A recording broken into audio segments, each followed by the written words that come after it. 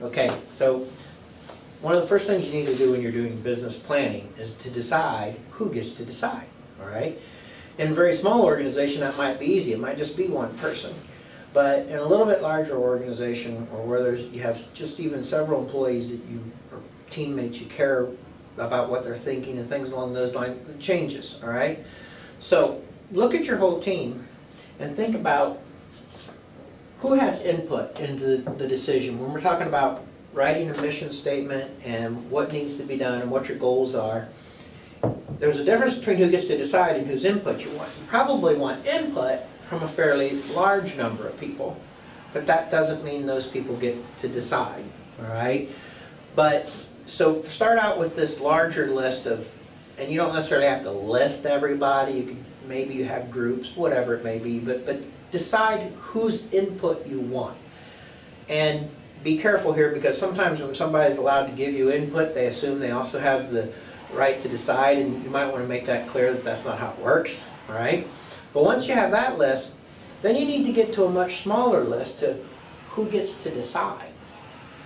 Now these people need to be people who have a stake in how things turn out.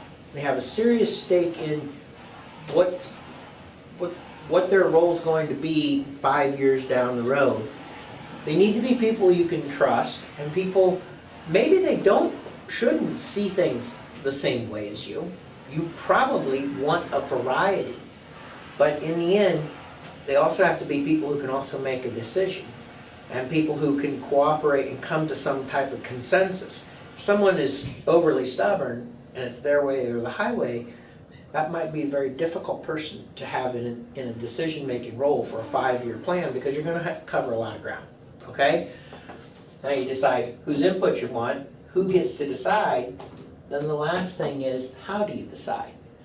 And that's important, because it's all going to depend on who this, let's say you're a large organization and you're run by a board of directors, and the board of directors has, you got a CEO, CFO, and then there's 5 board members.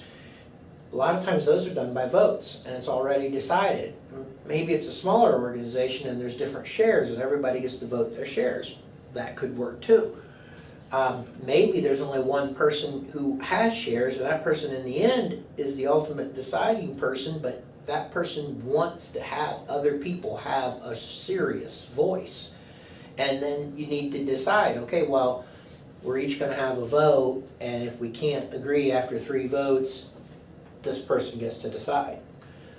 There's a myriad of ways that can be done, but before you start, decide who gets to decide and how that decision is going to be made. And if you don't do that, then you're likely to have some problems if you run into some difficult decisions down the road. But if you decide those 3 things, then you have that before you start to plan, the rest of the plan will go much smoother. All right, thank you.